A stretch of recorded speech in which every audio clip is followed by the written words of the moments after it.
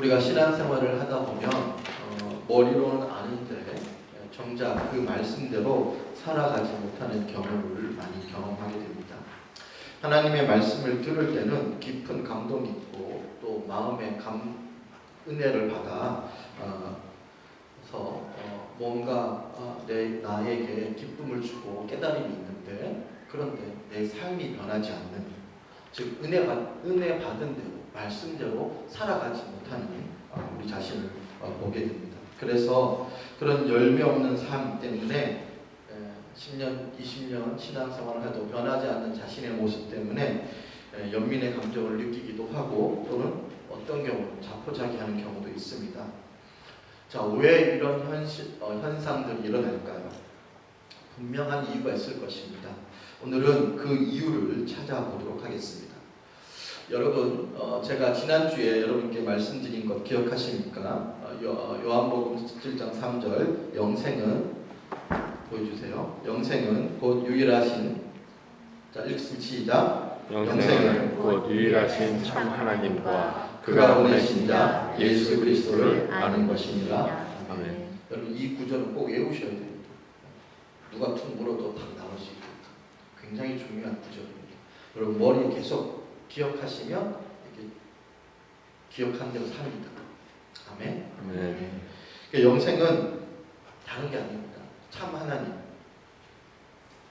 그 하나님을 알 수 있는 길은 그가 보내신 그 하나님을 정확하게 우리에게 확정해 주시는 예수 그리스도, 그분을 아는 것입니다.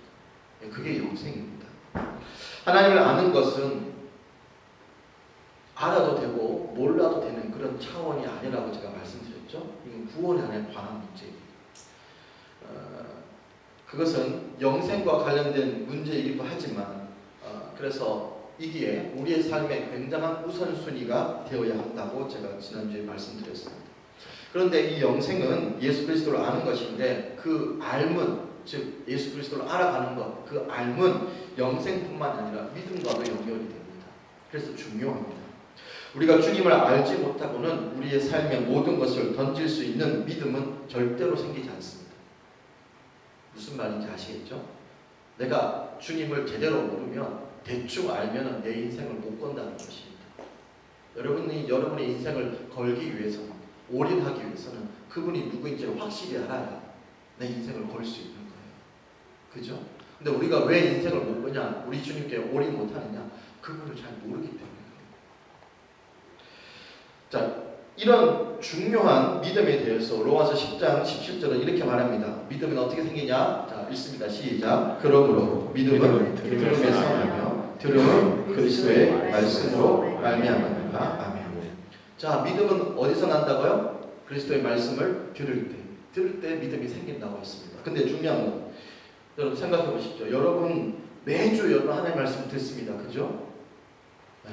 여러분이 지금 나이에 주의를 생각해 보세요. 얼마나 많은 말씀을 들었는가. 거기다가 우리 교회 같은 경우는 금요 예배 있죠. 또 새벽기도 있죠. 자, 수많은 말씀을 듣습니다. 그죠? 자, 그런데 왜 그렇게 말씀을 듣는데 왜 우리에게는 믿음이 생기지 않을까요? 여러분 스스로 심각한 퀘스천 마크를 달고 고민해 보셔야 되는 문제인 겁니다. 근데 감사하게 오늘 이 성경 본문의 말씀이 우리에게 그 해답을 제시해 주고 있습니다. 자, 오늘 본문은 씨 뿌리는 비유에 대한 말씀입니다. 우리가 아는 것처럼 씨 뿌리는 비유에 대해서 씨는 하나님의 말씀입니다. 그죠? 그리고 네 가지 땅이 나오는데 그 땅은 하나님의 말씀을 받는 우리의 마음 밭이다라고 되어 있습니다. 그래서 하나님의 말씀이 똑같이 선포되는데 그 말씀을 들어도 그 말씀을 받는 우리의 마음의 밭 상태에 따라 결과가 달라진다는 것입니다. 즉, 내 밭의 상태에 따라 내 마음의 상태가 바뀌지 않으면 믿음이 생길 수 없다라는 것입니다. 자, 보겠습니다. 첫 번째 떨어진 밭이 뭐냐? 길가에 떨어진 말씀입니다. 마음밭이 길가이면 아무리 말씀을 들어도 믿음이 생기지 않는다는 것입니다. 여기 길가라는 의미를 성경 12절은 이렇게 설명합니다. 길가에 있다는 것은 말씀을 들은 자니 이에 마귀가 가서 그들이 믿어 구원을 얻지 못하게 하려고 말씀을 그 마음에서 빼앗는 것이요. 아멘. 여러분, 길가에 떨어진 자도 길가에 떨어진 마음밭도 말씀은 받습니다. 말씀은 듣습니다. 근데 사단이 와서 뺏어간다는 거예요. 그러니까 길가는 마음밭이 딱딱하고 굳어져서 말씀의 씨가 이렇게 전혀 뿌리를 내릴 수 없는 그런 상태인 거예요. 그러니까 아무리 말씀을 들어도 믿음이 생기지 않고 주님도 알지 못하는 것입니다. 여러분, 그렇다면 무엇이 우리의 마음밭을 단단하게 하시는 줄 아십니까? 그게 세상 가치입니다. 여러 가지가 많은데 세상 가치. 세상 가치가 너무 많이 들어오면 복음이, 하나님 말씀이 들어갈 자리가 없게 되는 것입니다. 또는 이 딱딱한 마음밭을 정신분석학에서는 방어기제다라는 표현을 씁니다. 그러니까 내 마음에 부정적인 방어기제가 많은 사람들은 말씀을 들어도 그걸 아예 받지 않습니다. 그러니까 이런 마음에는 생명의 씨앗이 움틀거릴 가능성이 전혀 없는 것입니다. 그래서 이런 사람들은 타인을 괴롭히면서도 자신의 잘못을 조금도 인정하지 않습니다. 선의 기준이 자신이 좋으면 선이고 자신이 싫으면 악이기 때문에 그렇습니다. 선악의 기준이 자신에게 있다는 것, 그래서 모든 것이 옳고 그름이 나에게 있는 것입니다. 이런 방어 기제가 있으면 하나님의 말씀이 들어올 수가 없다라는 것입니다. 두 번째, 바위에 떨어진 말씀입니다. 마음밭이 바위이면 아무리 말씀을 들어도 믿음이 생기지 않습니다. 바위에 떨어지면 왜 말씀이 열매 맺지 못합니까? 그걸 성경은 13절에 바위 위에 있다는 것은 말씀을 들을 때 기쁨으로 받으나 뿌리가 없어 잠깐 믿다가 시련을 당할 때 배반하는 자요. 그러니까 뿌리가 없으면 뭐 합니까? 뭐든지 넘어지게 되어 있습니다. 그러니까 뿌리가 내려지지 않으면 쉽게 작은 바람에도 잠시 견디다가 넘어진다는 것입니다. 근데 왜 뿌리가 없을까요? 우리가 말씀을 듣는데 그게 왜 우리 안에 뿌리를 못 내릴까요? 내 안에 나의 완악함, 나의 고집, 나의 자아, 내 불순종, 이것들이 있으면 뿌리가 내려지지 않는다. 복음은, 하나님의 말씀은 환난과 박해를 동반하기 때문에 말씀을 들을 때에는 기쁨으로 받아도 뿌리가 없으면 넘어지게 되어 있습니다. 제가 말씀드렸죠? 우리가 말씀대로 살면 세상이 뭐 한다고요? 핍박하게 되어 있어요. 왜냐하면 그걸 싫어하니까. 자신의 가치들이 아니기 때문에 대립하게 되어 있습니다. 그래서 박해가 오면 뿌리가 없기 때문에 넘어지게 되어 있다. 그래서 말씀을 들어도 믿음이 성장하지 않는 겁니다. 세 번째, 어떤 마음밭이냐면 가시떨기. 가시떨기 마음밭도 아무리 말씀을 들어도 열매 맺지 않고 믿음이 성장하지 않습니다. 여기 가시떨기가 무엇입니까? 14절 보면 가시떨기에 떨어졌다는 것은 말씀을 들은 자이나 지내는 중 이생의 염려와 재물과 향락에 기운이 막혀 온전히 결실하지 못하는 자요라고 됩니다. 가시떨기, 세상 염려, 재물, 향락 때문인 것입니다. 이것으로 인해 말씀을 듣고 자라가다가 더 이상 그것 때문에 자라지 못하는, 성장하지 못하는 거예요. 그러니까 말씀을 들을 때는 기쁨인데 그것이 내 세상 염려가 들어오고 돈과 결부되어지고 쾌락, 그것보다는 내가 더 쾌락이 좋아 라고 하니까 말씀이 뒤로 가는 것입니다.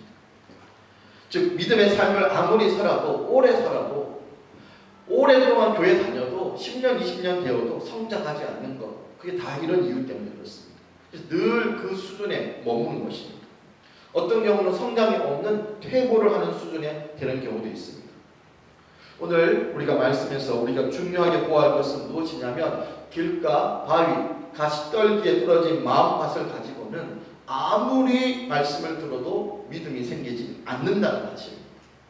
그래서 우리의 마음밭을 어떻게 될까? 그러니까 갈아 엎어야 됩니다. 갈아 엎는 게 뭡니까? 회개입니다. 아멘이십니까? 아멘. 네. 그래서 첫째, 우리가 회개해야 될 건 무엇이냐? 우리 안에 있는 세상 가치를 회개해야 됩니다. 어떻게 하면 될까? 우리 안에 세상 가치를 차단하고 하늘의 가치로 채워야 되는 것입니다. 하늘의 가치는 무엇입니까? 말씀입니다. 그 말씀을 읽고 묵상하는 일에 최선을 다해야 합니다. 여러분의 하루에 얼마나 말씀을 읽고 기도를 하십니까? 제가 청년들에게 얘기했습니다. 물질의 11조가 있다면 우리에게는 시간의 11조가 있다. 그래서 최소한 하루에 2.4시간, 2시간 40분은 나의 것이 아닌 하나님의 것으로 여기고 그분과 친밀한 교제하는 데 그 시간을 사용해야 됩니다. 여러분 속으로 생각해보세요. 나는 지금 하루에 2시간 40분을 하나님께 드리고 있습니까? 여러분이 만약에 하루에 2시간 40분을 기도와 말씀, 하나님과 친밀한 교제 여기에 드리고 있지 않다면 여러분은 지금 사단의 밥이 되어지고 있습니다. 사단의 밥으로 살아가고 있습니다. 사단의 끌림대로 살아가고 있습니다. 여러분 2시간 40분이라는 것은 충분한 시간이 아니고 최소한 시간입니다. 지금 여러분이 하나님과 친밀한 교제에 이 정도 시간이 없다면 여러분에게 세상 가치가 여러분을 지배하고 있다 해도 과언이 아닙니다.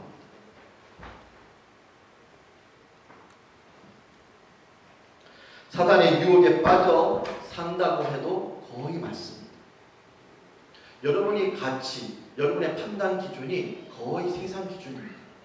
그러니까 하나님의 말씀이 들어와도 분별력이 안 생기고 내 자신을 보지 못하고 내가 어떻게 살아가는지를 모르는 거예요. 그걸 뭐라고 하냐면 사사기에 자기 소견에 옳은 대로 행한다라고 합니다. 여러분 사사기에 나오는 이스라엘 백성들은 하나님 말씀을 모르고 율법도 모르는 사람들이었습니까? 아는 사람들이었습니까? 네, 아는 사람들이었어요. 그들은 우리보다 훨씬 더 말씀을 많이 읽고 기도하는 사람들이었어요. 여러분 하나님과의 친밀한 교제가 없으면 내가 지금 사단의 밥으로 살아가는지 사단의 놀이개로 살아가는지를 몰라요. 그렇게 눈이 멉니다. 오죽하면 바울이 우리에게 지혜와 계시의 영을 너에게 주사 하나님을 아는 지식이 있게 해달라고 했어요. 이게 얼마나 중요한지 몰라요. 그래서 우리 안에 있는 이 세상 가치를 뽑아내야 돼요. 근데 그 뽑아내기 위해서는 여러분이 지금까지 세상과 머물렀던 그 시간보다 최소 3배 이상을 하나님께 드려야 됩니다. 우리가 하나님께 가까이 가는 것, 그 굉장히 어려운데 떨어지는 건 한순간이에요. 근데 그 떨어져서 다시 올리려고 하면 몇십 배의 노력이 필요합니다. 그래서 일단 우리가 내가 안에 있는 세상 가치를 여러분이 회개해야 되는 거예요. 근데 회개도 그냥 됩니까? 하나님의 말씀이 들어와야 돼요. 회개도 하나님께서 은혜를 주셔야 회개가 되는 거예요. 그래서 내가 하나님께 2시간 40분조차 안 드리고 내가 하나님 뜻대로 살겠다. 나는 살아가고 있다. 거짓말입니다. 그걸 회개하셔야 돼요. 깊이 회개하셔야 돼요. 두 번째, 내 안에 있는 완악함, 고집, 불순종을 회개해야 됩니다. 우리 안에 있는 가장 큰 죄는 뭐냐? 날마다 주님을 의지하지 않는 것. 이게 가장 큰 죄입니다. 그리고 하나님이 가장 싫어하시는 것. 여러분 하나님을 의지하지 않는다는 말은 뭐냐면 내가 신이다 라는 뜻이에요. 내가 할 수 있다 라는 뜻이에요. 그래서 이걸 뭐라고 하냐면 교만이다. 이걸 악독 불순종이라는 겁니다. 조금 더 쉽게 말하면 내가 할 수 있는 것은 내가 하고 내가 할 수 없는 것만 주님을 의지하는 것. 그게 죄입니다. 그걸 회개하세요. 여러분 누가복음 9장에 보면 주님과 함께 변화산에 함께 하지 않았던 제자 9명이 귀신 들린 아이를 고치지 못해 힘들어하는 장면이 나옵니다. 이 제자들이 이미 주님으로부터 귀신을 쫓는 능력을 받고 많은 축사의 경험이 있었음에도 불구하고 그들이 힘들어하고 어쩔 줄 몰라 쩔쩔매고 있었습니다. 누가복음 9장 1절 보십시오. 예수께서 12제자를 불러 모으사 모든 귀신을 제어하며 병을 고치는 능력과 권위를 주시고 이미 주셨어요. 그리고 그렇게 했어요. 근데 이 어린아이는 못하고 있는 겁니다. 근데 왜 이 9명의 제자들이 귀신을 쫓아내지 못했을까요? 같은 병행 구절인 마태복음에 보면 주님이 이렇게 말씀하십니다. 마태복음 17장 20절 시작. 너희 믿음이 작은 까닭이니라. 아멘. 여러분, 제자들의 믿음은 예수님을 참으로 의지했던 믿음이 아닌 그냥 피상적인 믿음이라 말씀하시는 것입니다. 그 이유는 과거의 경험과 능력을 의지했기 때문에 그렇습니다. 내가 과거에 귀신을 쫓아낸 경험이 있으니 오늘도 그런 능력이 나에게 저절로 나타날 것이라고 생각했다는 겁니다. 아닙니다. 여러분, 과거는 과거예요. 과거를 묻지 마세요. 우리도 주님 앞에 과거를 말해서는 안 되는 겁니다. 오늘 이 순간 내가 주님과 어떤 관계이냐 이겁니다. 과거의 경험이 오늘의 역사를 보장하는 것이 아닙니다. 중요한 건 뭐냐? 날마다 주님을 의지해야 됩니다. 아멘. 제가 또 더 붙일게요. 날마다 매시 매초 할 수 있다. 그렇게 주님을 의지해야 됩니다. 그래서 이것을 누가복음에서 뭐냐 하냐면 주님이 믿음이 없고 패역한 세대요 라고 말합니다. 뭐가 믿음이 없고 패역한 세대입니까? 주님을 날마다 의지하지 않는 것. 날마다 의지하지 않는 걸 믿음이 없다, 믿음이 적다, 다 같은 말입니다. 내 힘과 내 경험과 내 능력을 조금이라도 의지한다면 그것이 믿음 없는 것입니다. 여러분, 주님을 우리가 온전히 믿을 때, 의지할 때 주님은 역사하십니다. 아멘. 그러니 우리는 날마다 뭐 해야 돼요? 주님만 의지해야 되는 거예요. 근데 우리의 실수는, 우리의 죄악은 주님도 의지하고 세상도 의지하고 내 경험도 의지하고 주님도 의지하고 내 지혜도 사용하고 주님의 지혜도 사용하고. 이걸 뭐라 그랬죠 제가? 혼합주의. 이스라엘 백성이 왜 망했다고요? 이 혼합주의 때문에 망했다. 날마다 주님만 바라보고 주님께 붙어 있어야 합니다. 이렇게 살지 않는 우리의 교만과 불순종에 대한 진정한 회개가 있어야 합니다. 근데 우리가 이걸 회개할 줄 몰라요. 죄인 줄 모르기 때문에. 가장 큰 죄인데. 그래서 아무리 말씀을 들어도 소용이 없는 것입니다. 더불어 자기 부인이 없는 나 자신을 회개해요. 자기 부인이 무엇입니까?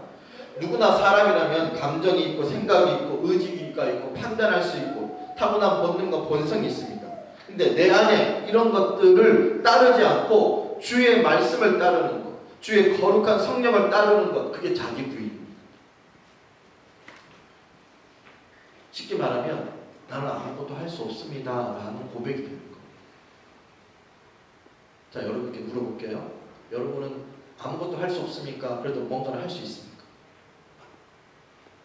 다 그럽니다. 그래도 저는 제 분야에 대해서는 뭔가 좀 합니다 이렇게 말을 해요. 그게 무너져야 돼요. 그것조차 하나님이 주신 은혜고 능력인데 우리가 그걸 몰라요. 그래서 뭐랍니까? 나는 이 정도는 해요 하니까. 그 영역에 대해서는 하나님이 역사하실 수 없는 거예요. 이해되십니까요? 그게 쉬운 게 아닙니다. 뭐 저라고 한순간에 그게 됐겠습니까? 지금도 저는 주님 앞에 나는 죽고 예수 그리스도로 삽니다. 하나님, 나는 아무것도 못합니다. 주님이 해주세요 라고 해요. 물론 주님도 그렇게 말씀하시죠. 내가 다 한다. 근데 정말 주님이 다 하세요. 여러분 생각해 보세요. 사람이 바뀌는 게 쉽습니까? 이거는 impossible이에요. impossible. 불가능해요. 근데 목회는 무엇입니까? 사람을 바꾸는 거예요. 근데 그게 제 힘으로 되겠습니까? 제 능력으로 되겠습니까? 네. 오로지 주님의 능력. 그분이 하시는 거예요. 저는 뭐 하면 됩니까? 그분이 하라는 대로 하면 되는 거예요. 그래야 사람이 바뀌어요.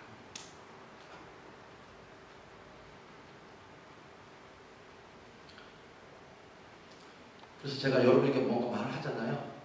그 제가 한 게 아니고요. 주님이 시켜서 한 거예요. 아멘. 아멘? 아멘. 아멘. 여기에 진실로 아멘 할 수 있는 분이 많이 생기길 주님의 이름으로 축원합니다. 아멘.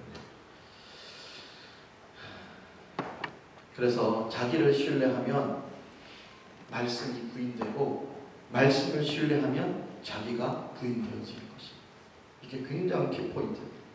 그래서 마태복음 16장 24절에 누구든지 나를 따라오려거든 자기를 부인하고 자기 십자가를 지고 나를 따를 것입니다. 자기 부인 이꼬로 자기 십자가예요. 내 자신을 부인하는 게 자기 십자가를 지는 겁니다. 그렇게 주님이 말씀하셨는데 우리는 여전히 자기 신뢰 속에서 자기 생각과 의지와 판단으로 살아온 이 삶을 회개해야 됩니다. 여러분, 여러분에게 있어서의 우리 청년들이요 비전을 가져라 그러잖아요. Be ambitious. 여러분, 제가 정확하게 말합니다. 이거 거짓말이에요. 우리에게 계획은 주님이 있어요. 주님의 계획이 내 계획이에요. 근데 우리는 잘못 배웠어요. 야망을 가져라, 계획을 가져라. 그리고 그것을 주님께 흥납받아라. 그거 아니에요. 바뀌었어요. 내 빈 스케치북을 가지고 주님께 올려드린 거예요. 그럼 그분이 그리시는 거예요. 그 인생 따라가는 게 우리 인생이에요. 아멘이세요? 아멘. 여러분에게 정말 이것이 깨달아지기를 주님의 이름으로 축원드립니다. 그러면 여러분 실수하지 않으세요. 여러분 인생 나중에 주님 부르실 100세, 90세에 내 인생 살았다 이런 고백 안 하세요. 그래서 우리가 내 생각, 내 의지, 내 판단으로 살아온 것 회개해야 돼요. 그래야 말씀이 들어옵니다. 세 번째로 우리가 회개해야 될 것은 세상 염려와 재물, 향락을 회개해야 됩니다. 우리가 보통 생각하기를 염려하는 것, 그건 누구나 할 수 있다라고 생각합니다. 근데 여러분 아셔야 돼요. 염려한다는 것은 주님을 믿지 못하는 불신앙입니다. 내가 어떤 분야에 대해서, 어떤 영역에 대해서 뭔가 염려하고 있잖아요. 그건 뭐냐면 우리 주님은 이거 할 수 없는 영역이야 라고 말하는 것과 똑같은 거예요. 그러니까 뭐니까? 그러니까 염려가 뭡니까? 불신앙이 되는 거예요. 그래서 여러분 염려하시면 안 됩니다. 염려가 들어오면 그걸 몰아내셔야 돼요. 아니야, 우리 주님은 다 하실 수 있어. 나는 아무런 능력이 없지만 그분이 하시면 다 가능해 라고 여러분이 선포하셔야 돼요. 그래서 염려라는 마음이 들어오면 우리의 마음이 분열됩니다. 그래서 아무리 말씀이 들어도 그 열매 맺지 못해요. 왜냐하면 염려하는 마음이 믿음의 마음을 확 쌓아서 몰아내기 때문에 열매 맺지 못하는 겁니다. 돈도 마찬가지입니다. 이 원문에 보면 이 재물이라고 쓴 단어가 뭐냐면 차고 넘치다라는 뜻을 가집니다. 그러니까 여러분 돈만 있으면 다 되는 세상에서 돈이 차고 넘치는 사람이 주님의 말씀에 귀를 기울이겠습니까? 여러분 저라도 안 하겠어요. 돈만 다 되는 세상에서 돈이 차고 넘치는데 누가 하나님 앞에서 머리 숙이고 그 하나님께 경배하고 주님 나는 아무것도 못합니다. 주님 나를 도와주세요. 누가 하겠어요? 그래서 부자가 하나님 나라 들어가는 것이 그렇게 어렵다는 거예요. 여러분 돈의 힘을 믿는 사람은 절대 주님을 의지하지 않습니다. 왜냐하면 그리고 이 자체가 우상 숭배예요. 우상 숭배하는 사람에게 어떻게 하나님의 말씀이 들어오겠습니까? 그러므로 주님을 주인으로 알지 못하고 가지는 돈, 많은 돈, 그 축복이 아니고 여러분 저주예요. 영원한 형벌에 가는 거예요. 그게 돈만 그렇겠습니까? 모든 명예 다 똑같아요. 우리가 주님을 알지 못하고 주님이 내 삶의 주인임을 알지 못하고 가지는 그 모든 것들은 다 우리에게 악입니다. 저주예요. 그래서 우리 안에 대한 돈의 집착과 욕심, 이 의지하는 마음을 회개해요. 그래야 말씀이 들어옵니다. 향락도 마찬가지입니다. 세상의 즐거움과 쾌락에 빠진 사람이 하나님의 말씀이 꿀송목이나 달겠습니까? 아니면 수면제겠습니까? 당연히 수면제죠. 하나님의 말씀이 안 들어와요. 쾌락은 더 많은 쾌락, 더 강한 쾌락, 더를 요구합니다. 그러니까 쾌락에 빠지면 말씀은 싱거워요. 청년들이 그러더라고요. 막 게임에 막 빠르게 팍팍 돌아가는 거 보다가 말씀 보니까 너무 싱겁대. 진짜 그래요. 여러분 자극적인 영화, 영상 계속 보잖아요. 그럼 말씀을 싱거워요. 잡아요. 그게 영적인 거예요. 그러니까 그거를 보지 말아야 돼요.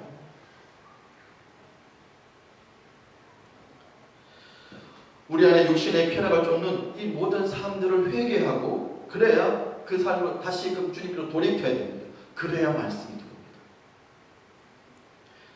자, 오늘 본문에서 이 모든 것을 회개하고 다 회개하고 갈아엎고 해야 할 일이 있어요. 그게 뭐냐면 15절입니다. 읽어보겠습니다. 시작. 좋은 땅에 있다는 것은 착하고 좋은 마음으로 말씀을 듣고 지키어 인내로 결실하는 자니라. 아멘. 여러분 누가복음에 보면 좋은 땅에는 100배의 결실이 있다고 합니다. 마태복음은 30배, 60배, 100배. 근데 이 좋은 땅이란 뭐냐면 착하고 좋은 마음으로 말씀을 듣고 지키고 인내한다는 거예요. 그러면 착하고 좋은 마음에는 어떤 것일까요? 윤리적인 착하고 좋은 마음을 말하는 게 아닙니다. 여기 착하다라는 말의 뜻은 뭐냐면 지혜나 의로움 등의 일을 획득하는 일에 열심적인 태도를 묘사하는 단어입니다. 그게 착함입니다. 그 다음에 좋은이라는 말은 선하고 유익한 것을 위해서 불필요한 것을 모두 포기할 줄 아는 그런 마음. 그러니까 뭡니까? 착하고 좋은 마음으로 말씀을 듣는다는 말은 뭐냐면 하나님 말씀을 듣는 일에 열정적으로 귀 기울이기 위해서 그 일에 방해되는 모든 것을 포기하는 거예요. 우리하고 너무 다르죠. 우리가 하나님 말씀을 들었을 때 30배, 60배, 100배 열매를 맺기 위한 어떤 마음가짐이냐? 하나님 말씀을 듣는 게 내 삶의 가장 우선순위가 되는 거예요. 그래서 그것에 방해되는 모든 일을 다 제거해야 돼요. 그리고 거기에 올인하는 겁니다. 귀 기울이는 것입니다. 이런 마음으로 어떻게 해요? 말씀을 듣고 읽고 묵상하면 열매가 맺힌다는 거예요. 그리고 더 중요한 것은 말씀을 깨달은 그 말씀대로 어떻게 해요? 듣고 지키고 살아야 하는 것입니다. 많은 분들이 설교를 듣고 은혜를 받고 눈물을 흘리고 깨닫습니다. 하나님, 자 여기 말고요. 한국에 있을 때 제가 설교하고 나오면 저기 이제 한국에서 밖에서 기다리잖아요. 압수하거든요. 그럼 뭐냐면 은혜 받았습니다. 제가 처음 목회자일 때 전임 전도사 부목사 초창기에는 진짜 은혜 받는 줄 알았어요. 그래서 그분의 삶이 확 바뀔 줄 알았어요. never. 그러니까 성도들이 은혜 받았다는 말은 뭐냐면 감동받았습니다.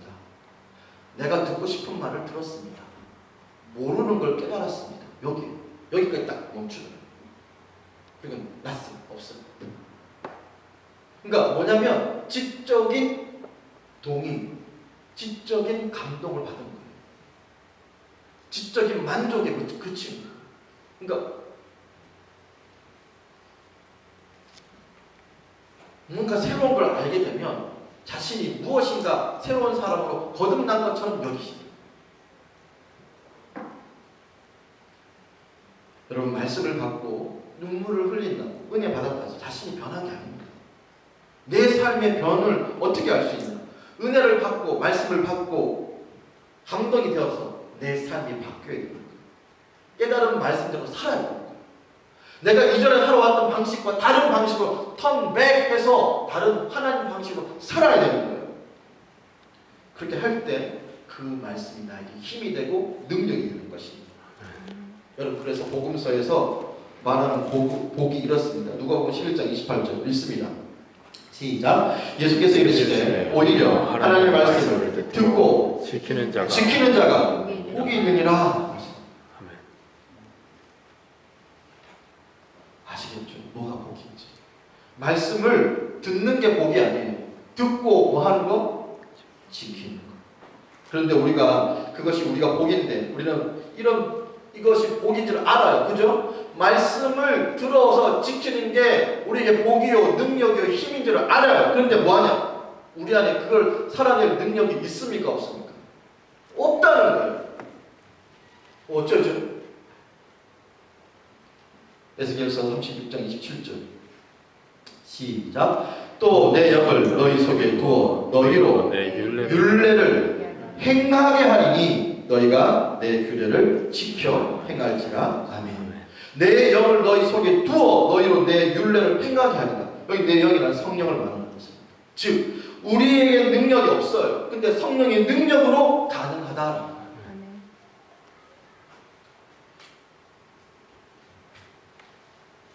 그러므로 우리가 말씀을 듣고 그 말씀 들은 말씀대로 살기 위해서는 뭘 구해야 됩니까? 성령의 충만을 구해야 됩니다. 우리의 본성은 언제나 성령의 뜻과 반대로 살고자 합니다. 그냥 가만히 놔두면 늘 하나님 말씀과 반대로 살아요. 가만히 놔두면 죄는 안 가르치고 다 알아서 다 배워서 합니다. 근데 하나님의 뜻대로 살아가는 것은 너무나 힘들어요. 우리의 본성은. 그걸 가능하게 수 있는 힘과 능력이 어디 있다고요? 성령의 능력입니다. 내 안에 계신 성령, 그분이 내 안을 완전히 사로잡은 성령의 충만이 되어야 되는 거예요. 그래서 우리가 뭐 해야 됩니까? 날마다 우리의 기도에서 성령 충만을 구해라. 주님도 그러셨어요. 구하라고. 누가복음 11장 13절입니다. 시작. 너희가 악할지라도 좋은 것을 자식에게 줄 줄 알거든 하물며 너희 하늘 아버지께서 구하는 자에게 성령을 주시지 않겠느냐 하시니라. 아멘. 여러분 왜 구하는 자에게 성령을 주실까요? 그냥 더 주시지. 성령이 귀한 줄을, 그의 능력인 줄 모르는 자에게 줘봐야 그게 뭡니까? 아무런 도움이 안 돼요. 내가 할 수 없는 걸 알고 성령의 능력만이 할 수 있다라는 걸 인식하는 자에게 줘야 감사한 줄 알죠.